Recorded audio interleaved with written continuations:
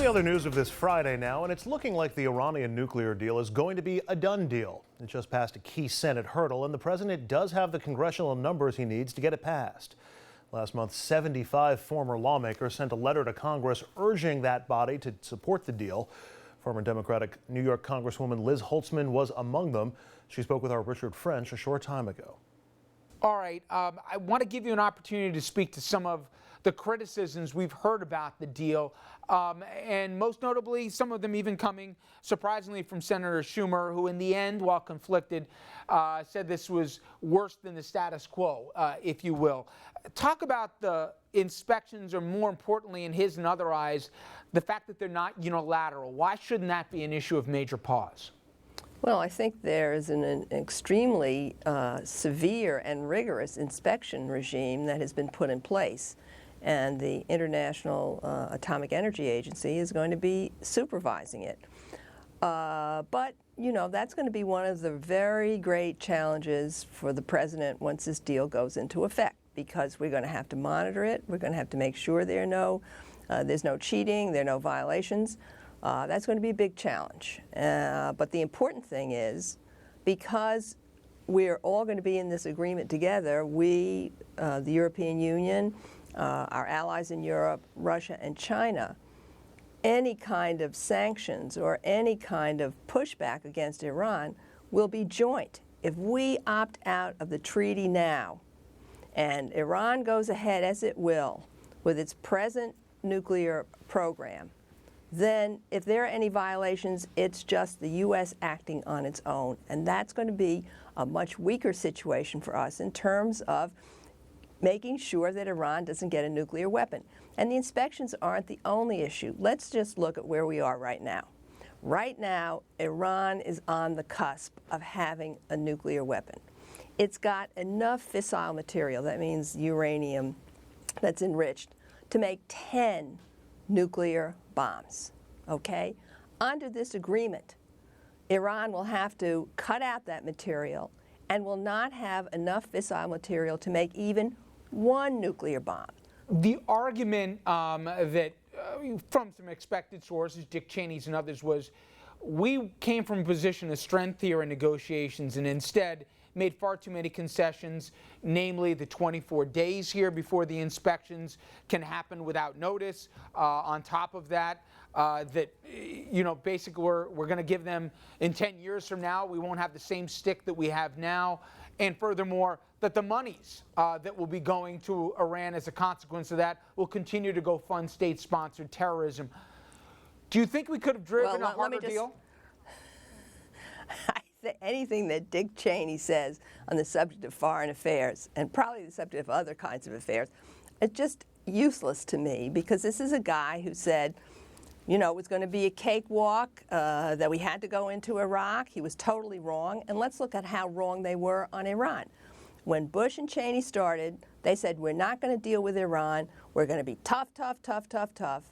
Iran had 0 centrifuges at the beginning of the Bush-Cheney administration, and when Bush-Cheney left office, Iran had 5,000 of them. So what kind of success is that policy? In terms of inspections, we've had the Secretary of the Department of Energy, who's a former professor at MIT, and other leading technology people. I'm not an expert on physics, so I can't myself vouch for this. But the experts have said that the inspection regime is huge and important and impressive and the toughest it's ever been put into place.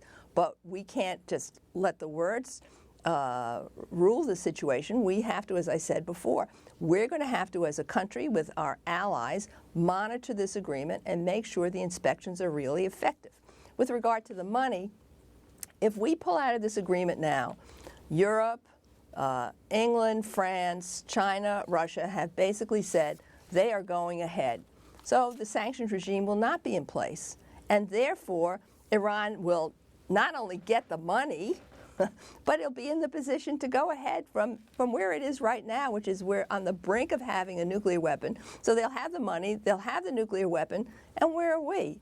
I mean, it's just a formula for disaster. I guess the strongest question I personally would have in this is, Going forward, looking at the track record of Iran, why should we believe, since they've been forced at least to deal with more moderate forces since the sanctions have been put in place over there, that they won't read this potentially as weakness and go more to the, the National Guard elements in Iran and say, we're going to get $50 billion of infusion right now. We'll continue to go sponsor state terrorism throughout the Middle East.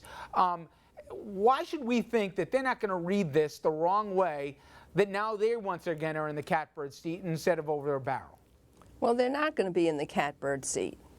And they're not going to be over the barrel if we pull out. I mean, that's, I think, the problem with your question. You're assuming if we pull out that we are going to be tough, tough, tough, and Iran will be weak, weak, weak.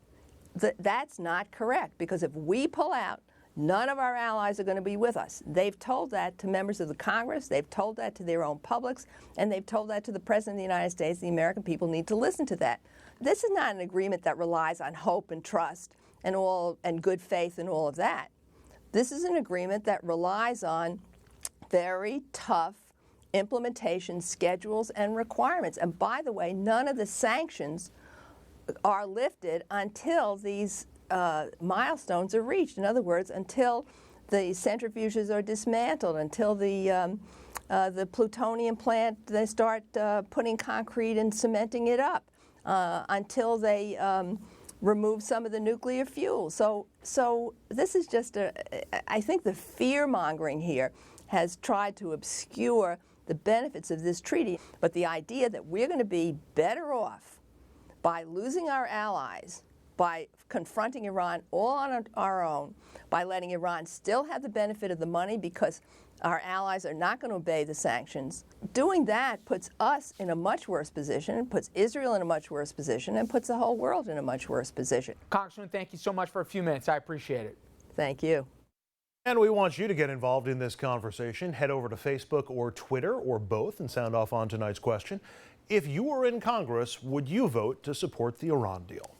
Up next, Donald Trump is leading in the primary race despite all of his outrageous comments and his history of sketchy business deals.